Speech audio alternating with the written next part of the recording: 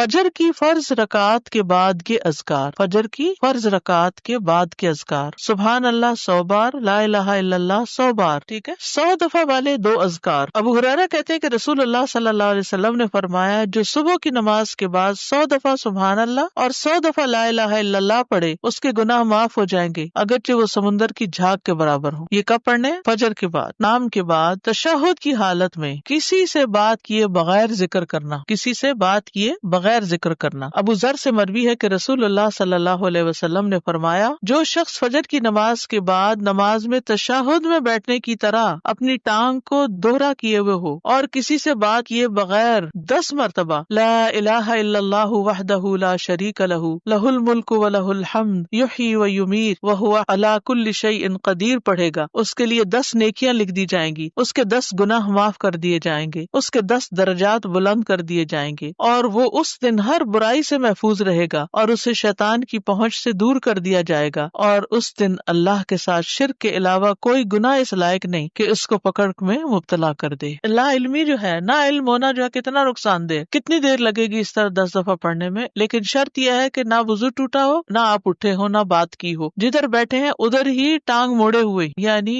کسی گناہ پہ پکڑ نہیں ہوگی، شرک کیا تو پکڑ ہوگی، یہ مطلب۔ مغرب کی نماز کے بعد کا ذکر، لا الہ الا اللہ وحدہ لا شریک لہ لہ الملک و لہ الحمد یحیی و یمیت وہو علی کل شیء قدیر۔ سلام کے بعد تشہد کی حالت میں ذکر کرنا۔ عبد الرحمن بن غنم رضی اللہ عنہ نبی صلی اللہ علیہ وسلم سے روایت کرتے ہیں کہ آپ نے فرمایا جس نے نماز مغرب اور صبح کی نماز کے بعد اتحیات کی حالت میں اٹھنے سے پہلے، یا مغرب کی نماز ٹھیک ہے، ٹانگ کو دوہرا کیے ہوئے 10 بار کہا لا الہ الا اللہ وحدہ لا شریک لہ لہ الملک و لہ الحمد یحیی و یمیت وہو علی کل شیء قدیر، تو ہر بار اللہ اس کے لیے 10 نیکیاں لکھتا ہے اور 10 گناہ اس سے دور کر دیتا ہے اور اس کے درجے بلند کر دیتا ہے 10، اور یہ اس کے لیے ہر بری چیز سے حفاظت اور شیطان مردود سے پناہ دینے والے ہوتے ہیں، اور کوئی گناہ سوائے شرک کے اس کو نہیں پہنچتا۔ یہ اس روز عمل میں سب لوگوں سے افضل ہوتا ہے سوائے اس شخص کے جس نے اس کے برابر ان کلمات کو پڑھا ہو یا اس سے بھی زیادہ۔ اور پھر انہی کلمات کو مغرب کے وقت اگر پڑھتا ہے انسان مغرب کے بعد تو اس کا فائدہ کیا ہے؟ سنن ترمذی کی روایت میں آتا ہے جو شخص لا الہ الا اللہ وحدہ لا شریک لہ لہ الملک و لہ الحمد یحیی و یمیت وہو علی کل شیء قدیر مغرب کے بعد 10 بار پڑھے گا، اللہ اس کی حفاظت کے لیے اسلحہ بردار فرشتے بھیجے گا جو اس کی صبح تک شیطان سے حفاظت کریں گے، صبح تک شیطان سے حفاظت۔ تو آپ سوچئے کہ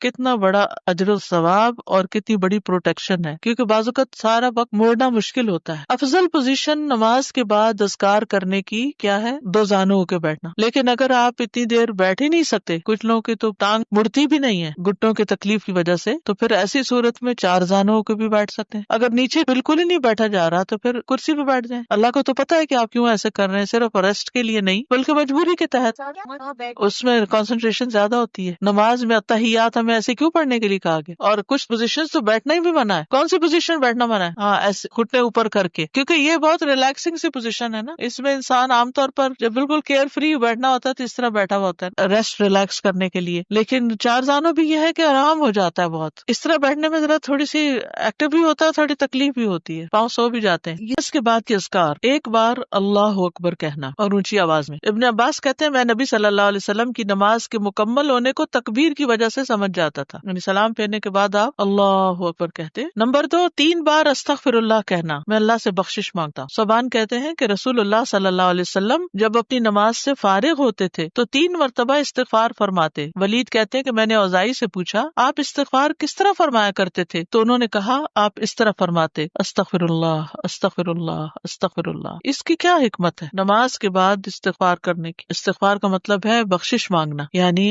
اگر کوئی ہم سے غلطی ہو گئی ہے، بھول چوک ہو گئی ہے تو اللہ تعالیٰ اس کو معاف کر دینا اور ہماری نماز قبول کر لینا، غلطی معاف کر کے۔ نمبر 3، اللہم انت السلام ومنک السلام تبارکت ذی الجلال والاکرام۔ استغفار کے بعد صوبان رضی اللہ عنہ کہتے ہیں کہ رسول اللہ صلی اللہ علیہ وسلم جب اپنی نماز سے فارغ ہوتے تو 3 مرتبہ استغفار فرماتے اور یہی پڑھتے اللہم انت السلام آخر تک۔ نمبر 4، لا الہ الا اللہ وحدہ لا شریک لہ لہ الملک و لہ الحمد وہو علی کل شیء قدیر 3 بار۔ آپ صلی اللہ علیہ وسلم سے سنا ہے آپ اپنی نماز سے فارغ ہونے کے بعد 3 مرتبہ یہ دعا پڑھتے۔ یہ پیغمبروں کی دعا ہے نا جو عرفہ کے دن سب پیغمبروں نے مانگی، لا الہ الا اللہ وحدہ لا شریک لہ لہ الملک و لہ الحمد وہو علی کل شیء قدیر۔ پانچویں دعا ہے، لا الہ الا اللہ وحدہ لا شریک لہ لہ الملک و لہ الحمد وہو علی کل شیء قدیر، اللہم لا مانع لما اعطیت ولا معطی لما منعت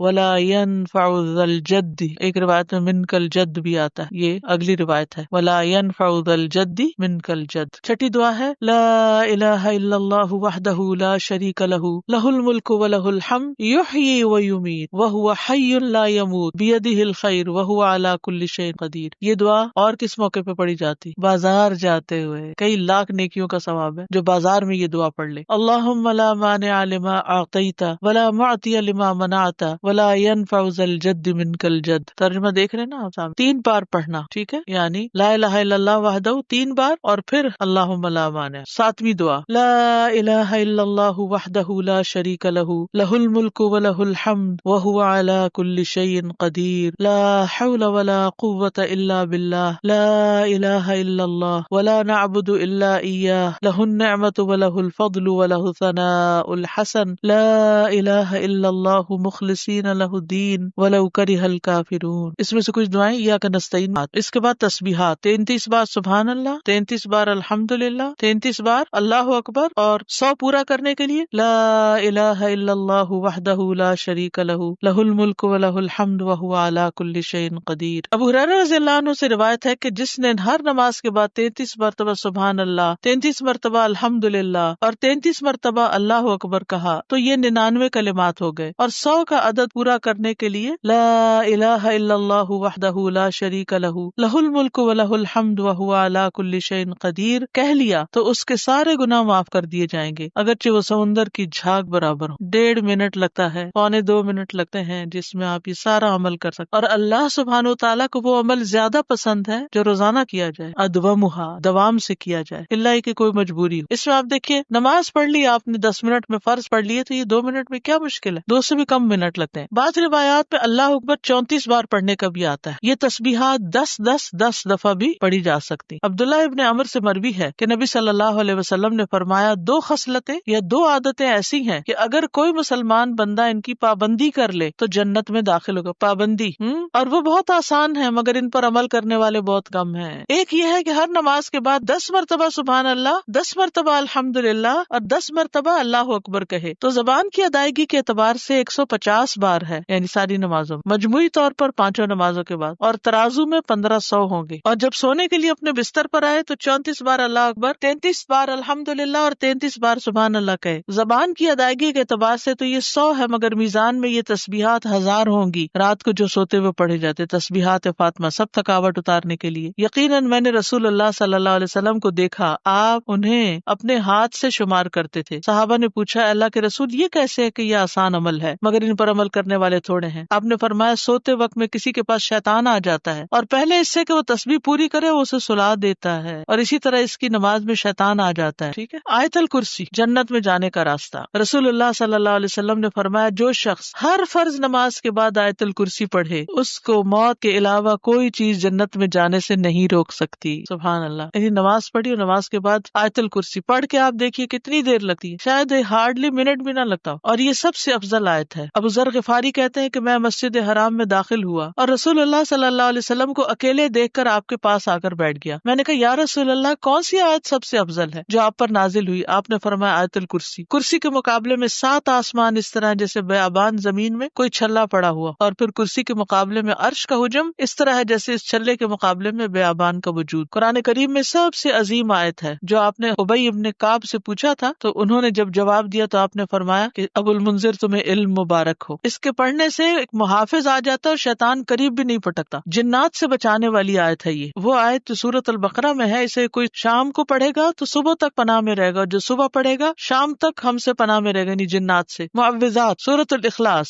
سورۃ الفلق، سورۃ الناس، یہ بھی ایک بار پڑھنا ہوتی ہے نماز کے اذکار میں۔ عقبہ بن عامر کہتے ہیں کہ رسول اللہ صلی اللہ علیہ وسلم نے مجھے حکم دیا تھا کہ میں ہر نماز کے بعد معوذات پڑھا کروں، ہر نماز کے بعد معوذات پڑھا کروں۔ معوذات کی فضیلت کیا ہے؟ ان کی مثل پچھلی کتب میں کوئی صورت نہیں، یہ اتنی افضل صورتیں ہیں۔ رسول اللہ صلی اللہ علیہ وسلم نے فرمایا، اے عقبہ بن عامر، کیا میں تمہیں ایسی صورتیں نہ سکھاؤں لاؤں جو نہ تورات میں نازل ہوئی، نہ زبور میں، اور نہ انجیل میں، اور نہ ان جیسی فرقان میں ہے؟ تم پر ایک رات بھی ایسی نہ آئے کہ تم ان کو نہ پڑھو. جسے ہم کہتے ہیں نا ایک دن بھی نہ آئے، جیسے عربی میں کہتے ہیں ایک رات بھی نہ گزرے. رسول اللہ صلی اللہ علیہ وسلم نے فرمایا تم نہیں دیکھتے کہ آج کی رات ایسی آیات اتری ہیں کہ ان کی طرح کبھی دیکھی نہیں گئی، اور وہ ہیں قل اعوذ برب الفلق اور قل اعوذ برب الناس. انتہائی بلیغ صورتیں، سب سے افضل تعوذ ہے یہ. پہلے نبی صلی اللہ علیہ وسلم اور کلمات پڑھتے تھے، جب یہ صورتیں نازل ہوئی تو اور ذکر چھوڑ کر انہی کو پڑھنے لگے. نظر بد سے کفایت کرنے والے کلمات ہیں، یعنی اگر کسی کو ڈر ہو کہ اس کو نظر لگے گی یا لگ چکی ہو تو اس کے علاج کے لیے بھی. ابو سعید سے روایت ہے، کہتے ہیں کہ رسول اللہ صلی اللہ علیہ وسلم جنوں اور انسانوں کی نظر بد سے پناہ مانگتے تھے حتیٰ کہ معوذتین نازل ہوئی. پھر جب معوذتین نازل ہوئی تو آپ نے ان کو لازم پکڑ لیا اور ان کے سوا دوسروں کو ترک کر دیا. نمبر 11 ربی اعنی علی ذکرک و شکرک و حسن عبادتک. معاذ بن جبل کہتے ہیں کہ رسول اللہ صلی اللہ علیہ وسلم نے میرا ہاتھ پکڑا اور فرمایا میں تم سے محبت رکھتا ہوں اے معاذ. میں نے عرض کیا میں بھی آپ سے محبت کرتا ہوں یا رسول اللہ. تو رسول اللہ صلی اللہ علیہ وسلم نے فرمایا تم پابندی سے ہر نماز میں یہ دعا مانگا کرو ربی اعنی علی ذکرک و شکرک و حسن عبادتک. اور آپ نے یہ ان کو وصیت کی تھی کہ کبھی نہ چھوڑنا اس کو. نمبر 12 رب قنی عذابک یوم تبعث عبادک. اے رب مجھے اس دن کے عذاب سے بچانا جس دن تو اپنے بندوں کو اٹھائے گا. پھر ہے نمبر 13 اللہم انی اعوذ بک من الکفر والفقر وعذاب القبر. کفر، فقر اور عذاب قبر سے تیری پناہ میں آتا ہوں اے اللہ. پھر اللہم اغفر لی ما قدمت وما اخرت وما اسررت وما اعلنت وما اسرفت وما انت اعلم به منی انت المقدم وانت المؤخر لا الہ الا انت. یہ اگلے پچھلے ظاہری باطنی سب گناہوں کی معافی کا اعلان ہے اس میں. پھر 15 نمبر پہ سبحانک اللہم وبحمدک استغفرک واتوب الیک. اچھے عمل پہ مہر لگانے والے کلمات ہیں یہ، یعنی جو شخص کسی مجلس میں بیٹھے پھر اس سے کچھ غلط باتیں ہو جائیں تو جب یہ کلمات آخر میں پڑھے گا تو وہ معاف ہو جائیں گے، کفارہ ہو جائے گی اس مجلس کا. نمبر 16 رب اغفر لی وتب علی انک انت التواب الغفور. ایک انصاری صحابی کہتے کہ میں نے رسول اللہ صلی اللہ علیہ وسلم کو نماز کے بعد یہ دعا 100 دفعہ پڑھتے ہوئے سنا رب اغفر لی وتب علی انک انت التواب الغفور. پھر اللہم انی اعوذ بک من الجبن واعوذ بک ان ارد الی ارذل الامور واعوذ بک من فتنۃ الدنیا واعوذ بک من عذاب القبر. پھر ہے اللہم اغفر لی وارحمنی واہدنی وارزقنی.